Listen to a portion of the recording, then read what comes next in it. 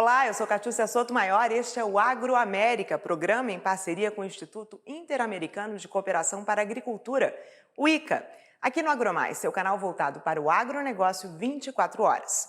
A proposta é mostrar iniciativas inovadoras e compartilhar boas práticas dos 34 Estados-membros que podem ser replicadas em todo o mundo na busca pelo desenvolvimento agrícola e pelo bem-estar rural.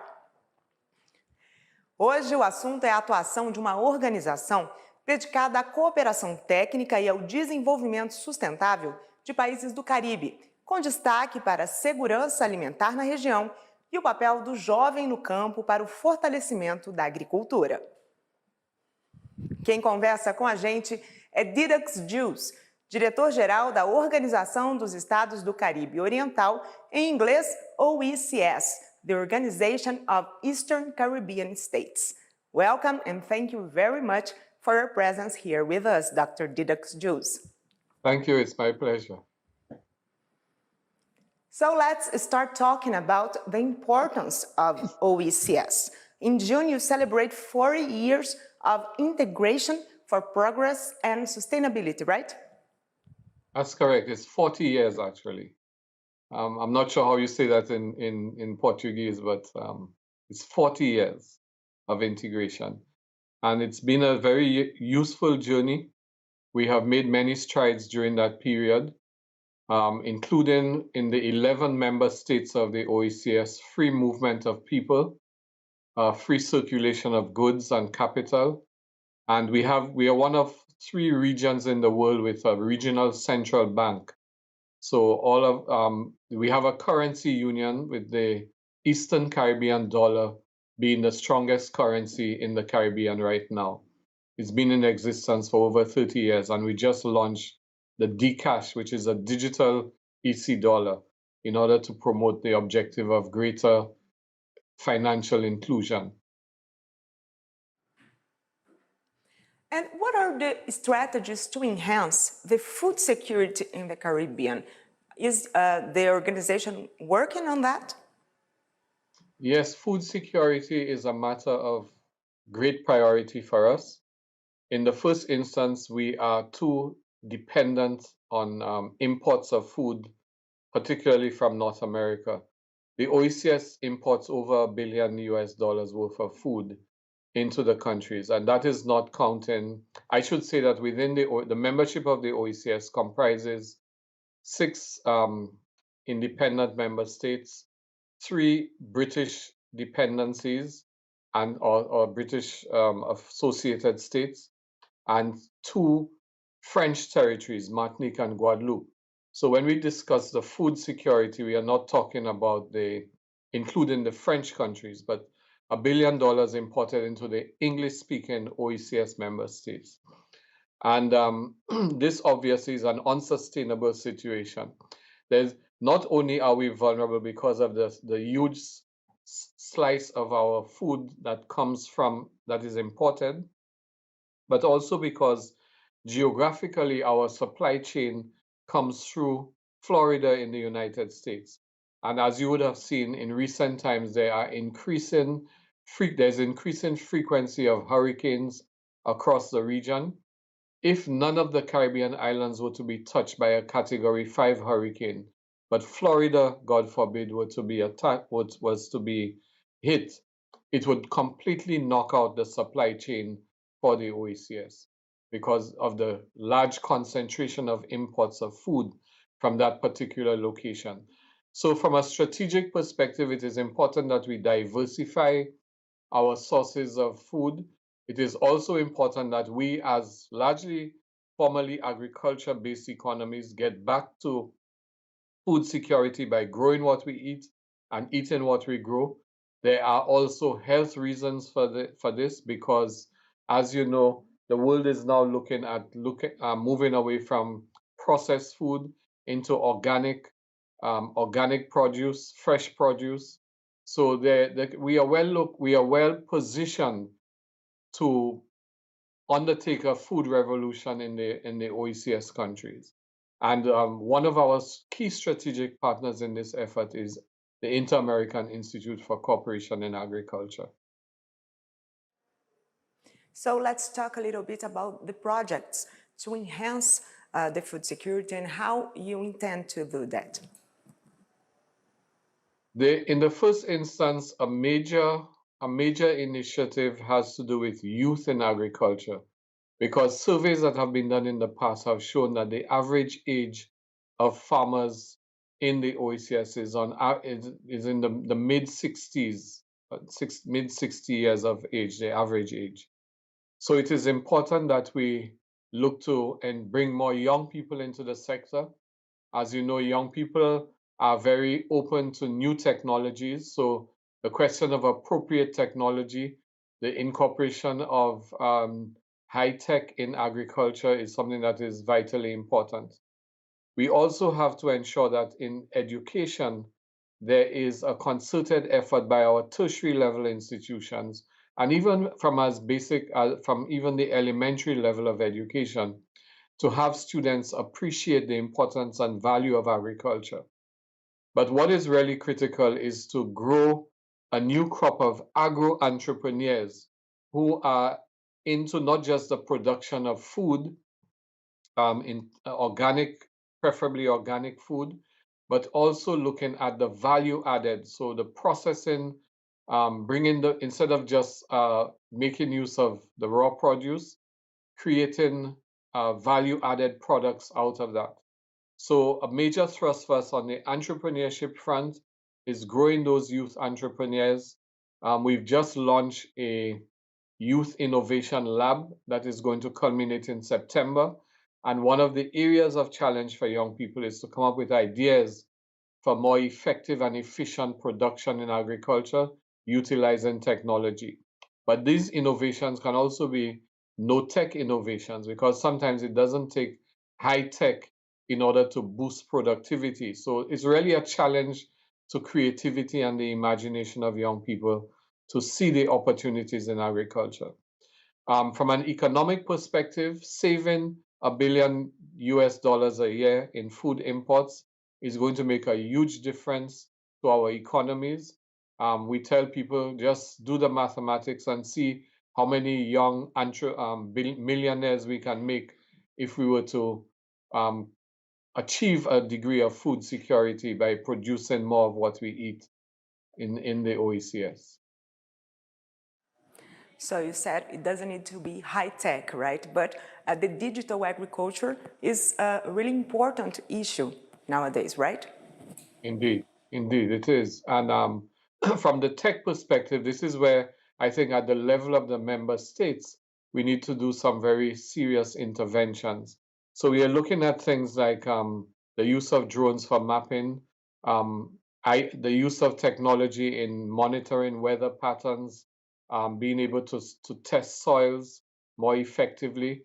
One of the things that a big project that we have coming up in the OECS is a whole GIS project that would look at mapping a number of key areas. So in agriculture, looking at soil maps of the member states, so we know which soils are best suited for what types of production.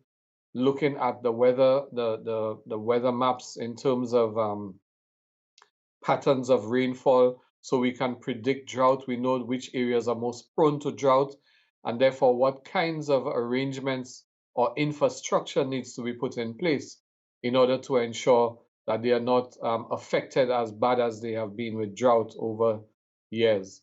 There's also the use of mobile phones in order to create opportunities, especially with the DECS being the DECS, the digital currency of the OECS being made available through cell phones and so on for young persons, farmers, for it to be used to create a vibrant marketplace for agricultural produce.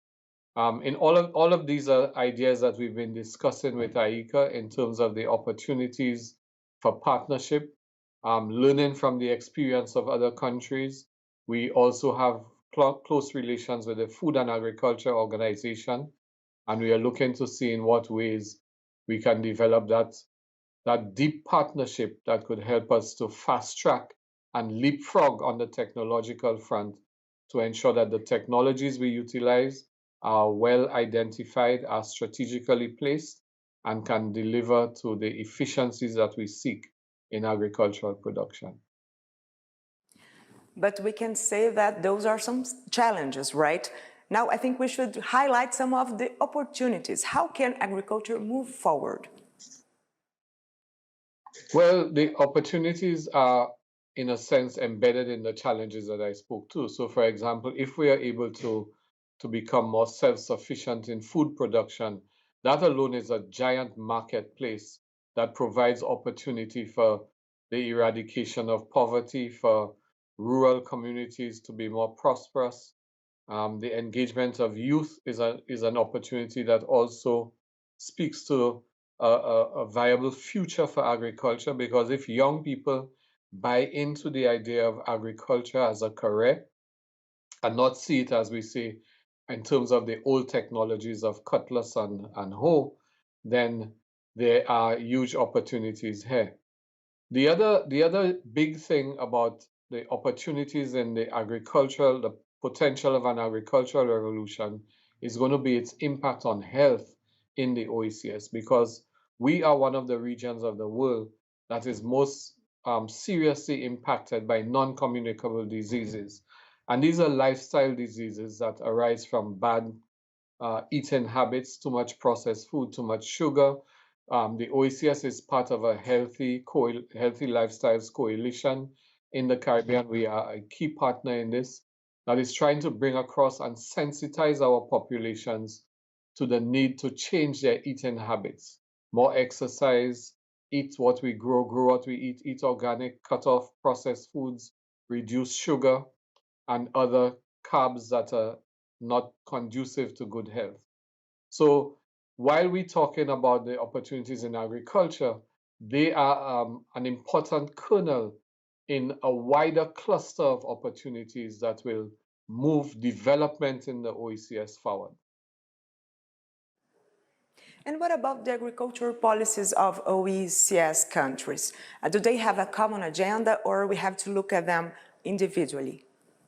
No, because of the fact that the member states are part of the Organization of Eastern Caribbean States, we are guided by our guiding treaty is the revised Treaty of Basse, which speaks very specifically to the role of the OECS Commission in creating a harmonized approach in critical areas, from foreign affairs to agriculture to health to education, telecommunications. In fact, in some cases, we've even created our own institutions to drive that particular thing. So there's an institution called ECTEL, the Eastern Caribbean Telecommunications Authority, whose responsibility it is to harmonize telecommunications policy across the OECS footprint, and also to ensure that the telecom providers are properly regulated, that we are able to provide broadband as a public good at reasonable cost.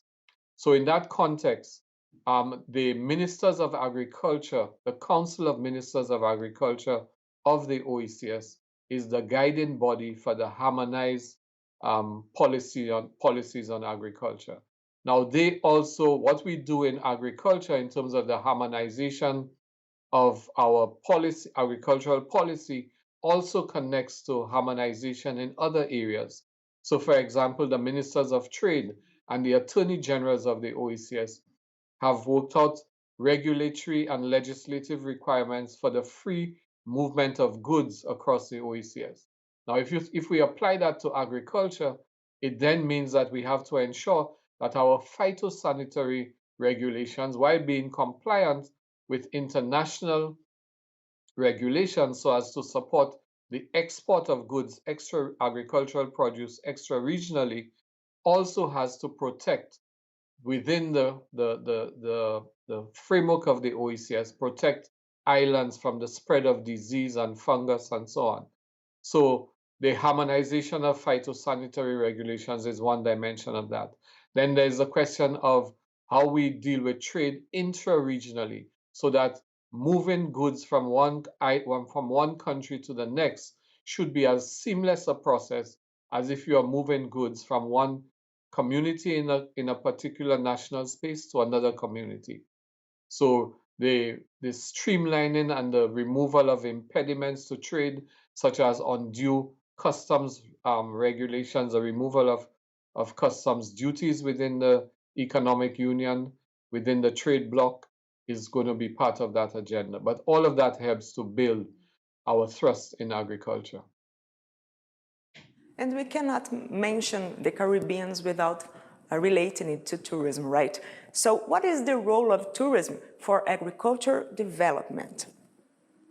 Tourism has a very important role to play because, again, a large part of that import bill I referred to earlier comes from the importation of goods for the tourism sector.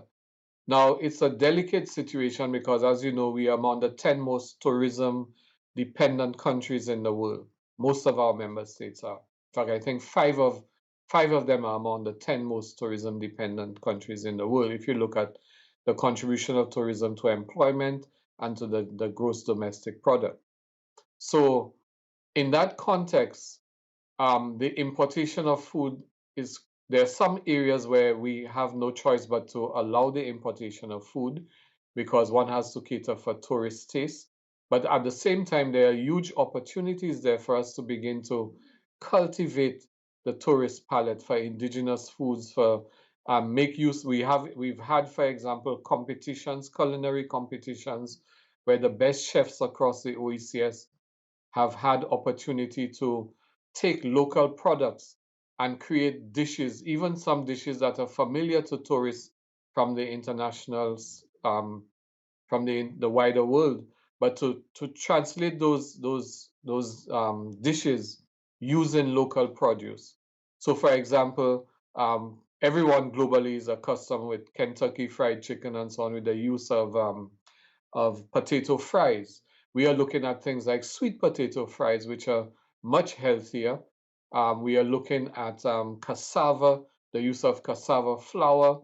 So there are a number of things that we are doing. We had, for example, a few years ago, a serious problem with invasive species, the lionfish decimating nearshore fisheries because they are very ravenous species.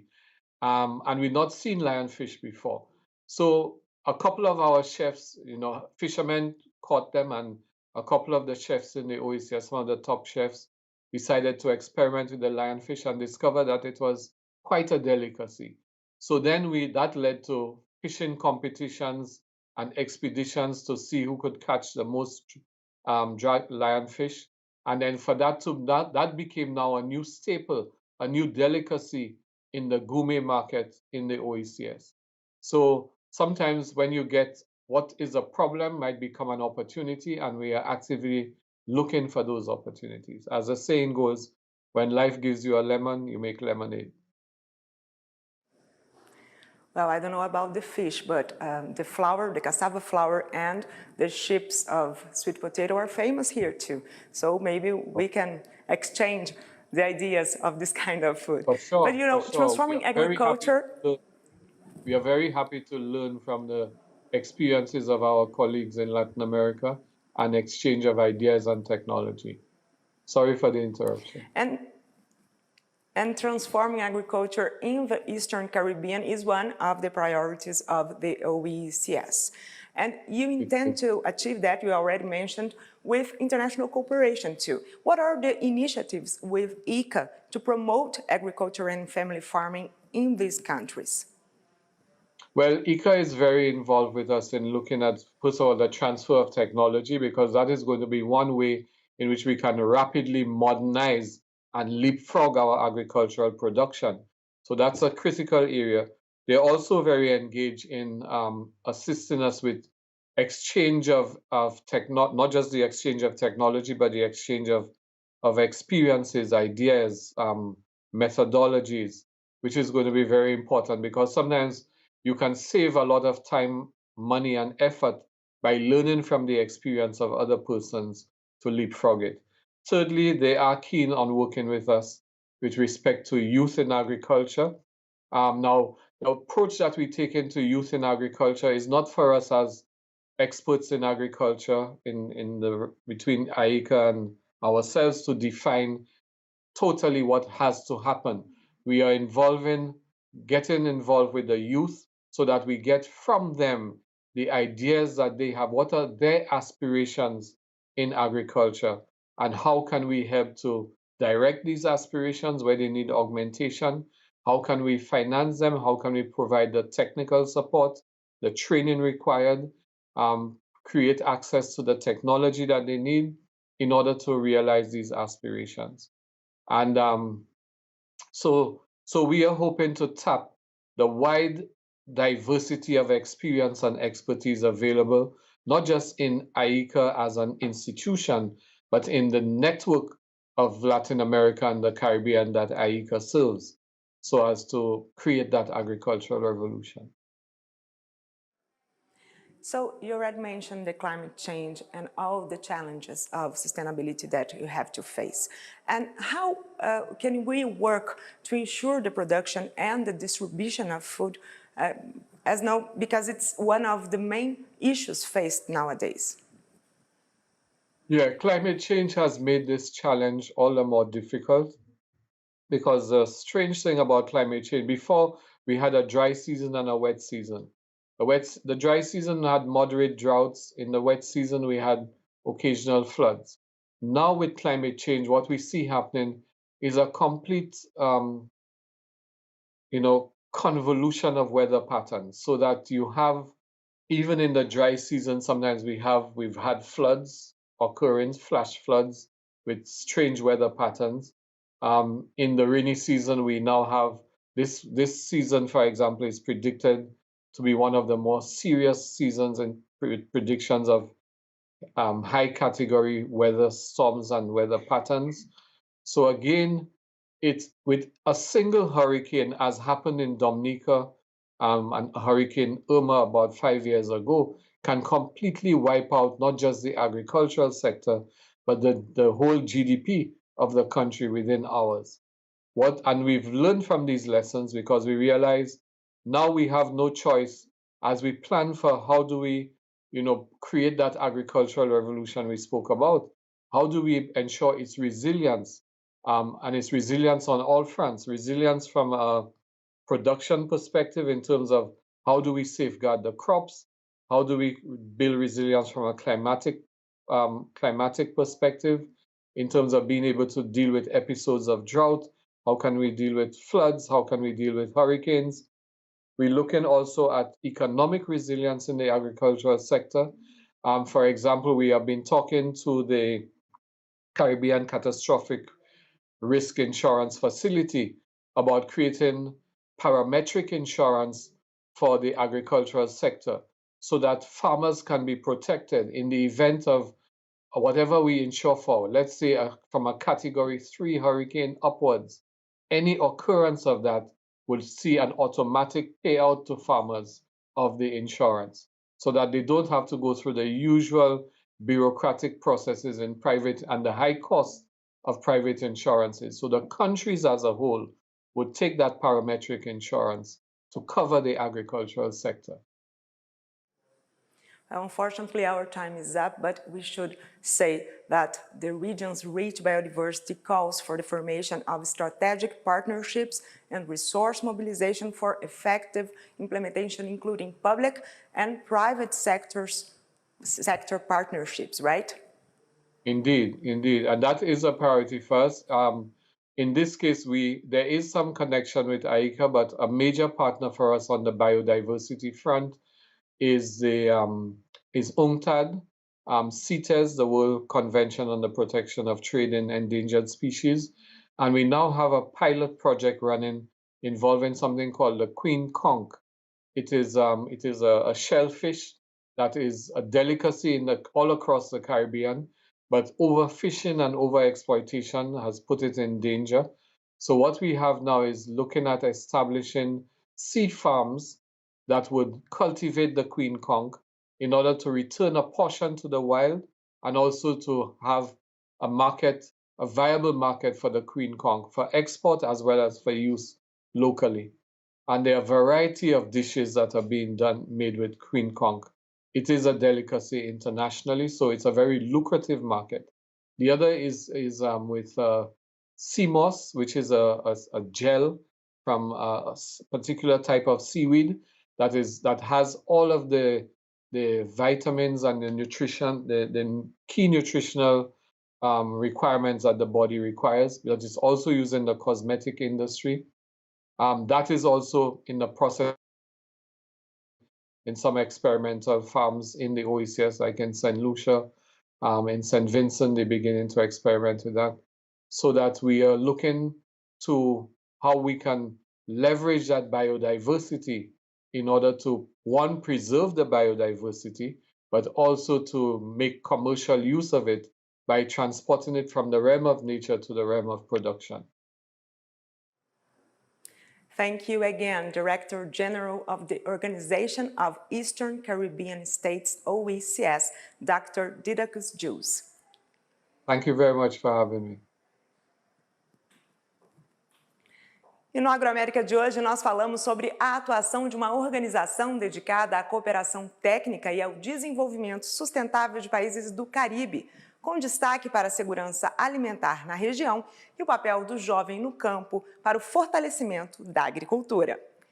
Você pode rever este programa e também outras entrevistas no nosso canal no YouTube. Aproveite para seguir a gente nas redes sociais, @AgroMaisTV. Continue com a programação do AgroMais, seu canal voltado para o agronegócio 24 horas. Obrigada pela companhia. A gente se vê.